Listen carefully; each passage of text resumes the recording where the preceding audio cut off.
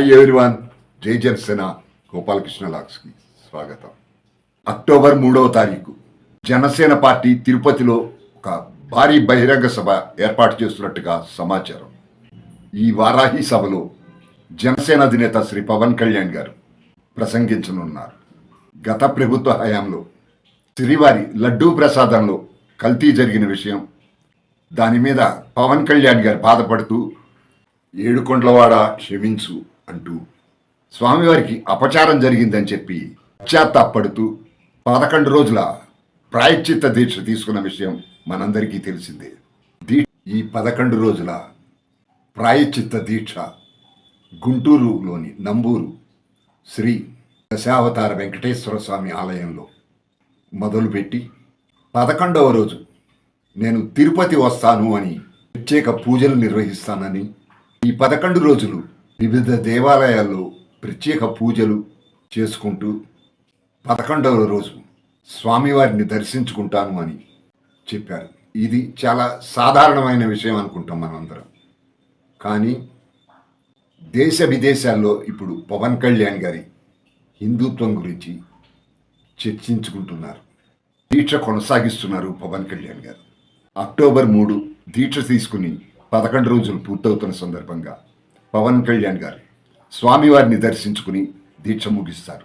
శ్రీవారి పట్ల గత పాలకులు వైకుంఠధామంగా భావించే తిరుమల పవిత్రతకు, వేద ఆచారాలకు, ధార్మిక విధులకు కళంకం తెచ్చే పాపాలకు పాల్పడిన గత పాలకుల తీరు ఒక్క ఆంధ్రప్రదేశ్ రాష్ట్ర ప్రజలనే బాధించింది కాదు, దేశవ్యాప్తంగా ఉన్న హిందూ ధర్మాన్ని పాటించే ప్రతి ఒక్కరిని బాధించింది.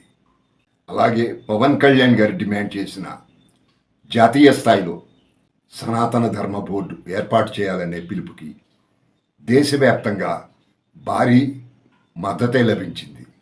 మరో ముఖ్యమైన ప్రశ్న సంధించారు పవన్ కళ్యాణ్ గారు. హిందూ దేవాలయాల మీద, హిందూ సాంప్రదాయాల మీద, ఆచారాల మీద అపచారాలు జరుగుతుంటే మాట్లాడటానికి భయపడుతున్నారు. మన దేశంలో అన్ని మతాలు సమానమే కదా, సెక్యులరిజం అంటే వన్ సైడ్ మాట్లాడటమే కాదు కదా, వేరే మతాల మీద అన్యాయమో అపచారమో జరిగితే మాట్లాడటమే సెక్యులరిజం కాదు కదా. హిందూ మతం మీద అపచారాలు జరిగాయని మాట్లాడితే అది మతతత్వం అయిపోతుంది.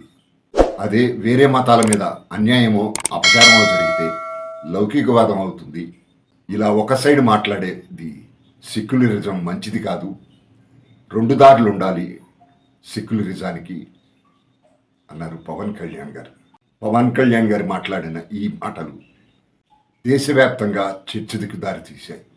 మూడో సెక్యులరిజం పేరుతో హిందూ మతం మీద దాడి చేస్తున్నారు అని చెప్పి హిందూ ధార్మిక సంస్థలు కానీ, స్వామీజీలు కానీ, మఠాధిపతులు కానీ పెద్ద ఎత్తున ఆందోళన చేయటం మొదలెట్టారు.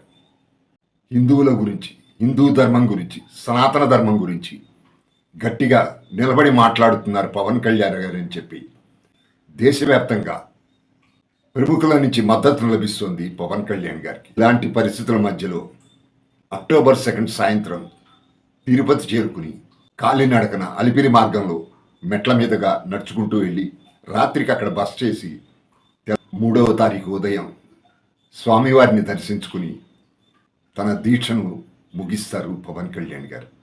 అలాగే అనంతరం అన్నదాన సత్రం, అక్కడ భక్తులకు జరుగుతున్న సేవలు ఎలా ఉన్నాయి, ఏర్పాట్లు ఎలా ఉన్నాయి, అలాగే సాధారణ భక్తులు క్యూ లైన్లో ఎలాంటి ఇబ్బందులు కానీ సౌకర్యాలు లభిస్తున్నాయన్నది పర్యవేక్షిస్తారు. అనంతరం సాయంత్రం వారాహి సభలో ప్రసంగిస్తారు. అక్టోబర్ 3 సాయంత్రం తిరుపతి నుంచి పవన్ కళ్యాణ్ గారు ఏం మాట్లాడబోతున్నారు? అందరిలోనూ ఇప్పుడు అదే ఆసక్తి నాలోనూ ఉంది. ఎందుకంటే కొంతమంది ఆయన మీద విమర్శలు కూడా చేశారు ఈ మధ్యకాలంలో. ఏం మాట్లాడబోతున్నారో చూద్దాం. ఫ్రెండ్స్, ఇది ఈరోజు టాపిక్. మీకు నచ్చిందని అనుకుంటున్నాను. నచ్చిన వాళ్ళు లైక్ చేయండి, నచ్చని వాళ్ళు డిస్లైక్ చేయండి. లైక్ మాత్రం చేయండి, షేర్ చేయండి. ఈ కంటెంట్ మీద మీ అభిప్రాయాన్ని కామెంట్గా తెలియచేయండి. సబ్స్క్రైబ్ చేసుకుని వారు, కొత్తగా చూస్తున్నవారు సబ్స్క్రైబ్ చేసుకోగలరు. వీడియో చివరి వరకు చూసినందుకు ధన్యవాదాలు. మళ్ళీ మరో వీడియోతో మీ ముందుకు వస్తాను. అప్పటి వరకు take care. Bye bye. Thank you subscribers.